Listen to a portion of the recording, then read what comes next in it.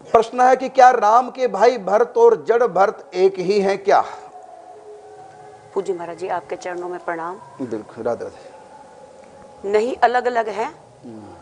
एक भरत हैं राम जी के भाई, और दूसरे भरत हैं जो भागवत जी में प्रसंग आता है जड़ भरत। जड़ भरत जी का बड़ा ही सुंदर प्रसंग भागवत जी में आता है और बड़ा ही हमारे लिए शिक्षाप्रद ये इस प्रसंग है। और मैं भागवत जी में इस प्रसंग को बहुत ही विस्तार से, बहुत अच्छा लगता है। अच्छा, ये बताइए, आप जड़ भरत के बारे में आपने कहा प्रसंग बहुत ही अच्छा, इसमें कौन सी बात जड़ भरत जी के प्रसंग में भागवत जी में कौन सी बात है जो सबसे अच्छी उपदेश वाली बात है? आपको क्या लगा?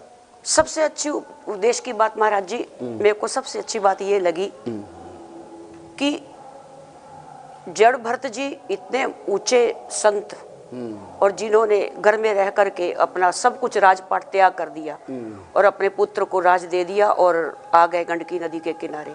पहुंच गए हरिहर क्षेत्र में भरत जी महाराज, और वहां पर इतनी तपस्या की।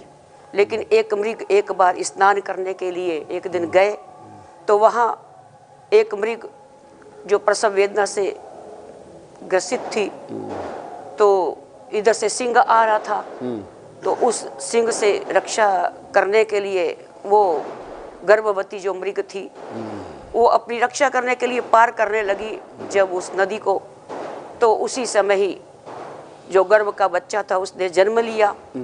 और जन्म लेते ही किसी तरीके से अपनी जान तो नहीं बचा पाई वो हिरनी, और नदी उस पार जा कर के उसकी तो मृत्यु हो गई।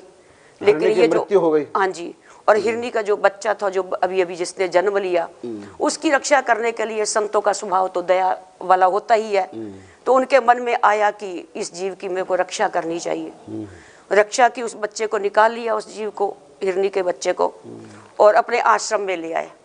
लेकिन बस वही बात जो आप सुनाते हैं महाराज जी कि मोह माया में जीव बड़ी जल्दी फंस जाता है। इतनी भजन भक्ति करने के बाद भी एक हिरनी के चक्कर में पड़ गए जड़ भरत महाराज जी। अब विस्तार तो इसका बहुत है, और पूज्य महाराज जी आपके चरणों में मैं यही कहूंगी, आपको कई बार मैं निवेदन करती हूँ। प्रिंसिपल जब सामने बैठा होता है ना, तो बच्चा छोटा सा कहीं उत्तर नहीं दे पाता, तो कई बार भागवत जी मैं करती हूँ, तो आप मेरी भागवत चोरी चोरी सुनते नहीं, इस समय आप प्रिंसिपल है, मैं स्टूडेंट हूँ, क्योंकि मैं प्रश्न कर रहा हूँ, आप उत्तर दे। तो ठीक है, मैं आज्ञा आपकी नहीं टाल सकी। तो आपने भी वो बात नहीं बताई जो मैं पूछ रहा था कि शिक्षा क्या मिली आपको? शिक्षा महाराज जी यही मिलती है कि अंत समय में जब उनकी याद, मृग की याद में वो जब मृत्यु उन्होंने शरीर छोड़ा, तो उसकी याद में वो फिर उनको एक फिर जन्म लेना पड़ गया इसी जड़ भरत जी को। और फिर जब अगला जन्म, इतना तप किया, त्याग किया, हाँ जी, सब इतनी कुर्बानी करने के बाद भी फिर उस मृग के चक्कर जानवर बनना पड़ा, फिर उनको जानवर बनना पड़ा। और फिर अब जब जानवर, फिर अच्छा भक्ति का फिर संस्कार भी था, भक्ति बीज पलटे नहीं, चाहे बीते जन्म अनंत, नीच ऊंच कुल उपजे रहे संत के संत। और तो फिर भी संत ही रहे। हाँ जी, वो रहे तो फिर भी संत। तो फिर जब जन्म हुआ, ये फिर मृग के याद में मरे थे, शरीर छोड़ा था, तो फिर इनको मृग का शरीर जब मिला तो अपने पूर्व जन्म की सब इनको याद था। भक्ति उनको याद थी, सब याद थी उनको, भक्ति संस्कार उनका जो हाँ का जी, तो बना भक्ति का संस्कार उनका जो का तो बना समय जो मृगी की याद कर, बच्चे की याद कर, हाँ जी, हाँ जी, तो उससे कारण से मृग बनना पड़ा।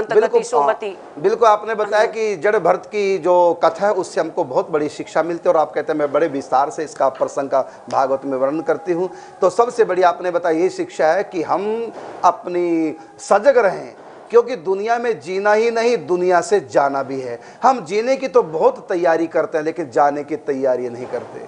फिर अपनी भजन भक्ति को महाराज जी हम इतना कुछ हम इकट्ठा कर रहे हैं, कितनी कुर्बानी, कितना त्याग इस रास्ते पर रह करके करना पड़ता है। उसके बाद इस बात का भी एक शिक्षा मिलती है कि हमको इससे बात से सावधान रहना है, कहीं अटैचमेंट हमारी संसार में ना हो, कहीं हमारी आसक्ति बच्चों में, परिवार में। अब देखो हमारा भी बच्चा है, मैंने सेवा तो सबकी करे, हाँ जी, लेकिन इतनी अटैचमेंट न रखें, इतनी आसक्ति नहीं होनी चाहिए इतनी, लेकिन सेवा पूरी करें। हाँ जी, ये भरत जी महाराज से यही गलती हुई, फिर ये मूर्ख बन करके रहे, तभी तो इनका नाम जड़ भरत पड़ा। और इसी भरत जी के नाम से ही हमारे भारत का नाम भारतवर्ष, इससे पहले तो अजनाब खंड था। हाँ बिल्कुल, अजनाब खंड पहले था, तो बाद में इसी देश का नाम भरत जी के नाम से भारतवर्ष पड़ा है जी।